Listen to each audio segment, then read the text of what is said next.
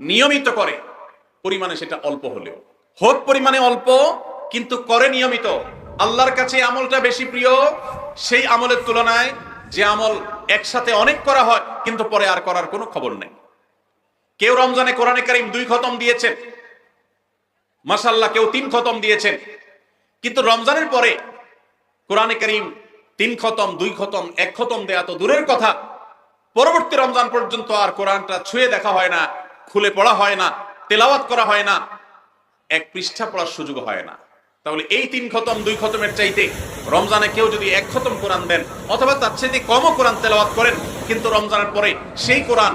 দিনে হয়তো 2-5 পারা পড়তে পারেন না, কিন্তু 1 পৃষ্ঠা হইলেও পড়েন, 2 পৃষ্ঠা হইলেও পড়েন, তার দৈনন্দিন রুটিনের মধ্যে কোরআন তেলাওয়াত থাকেই থাকে।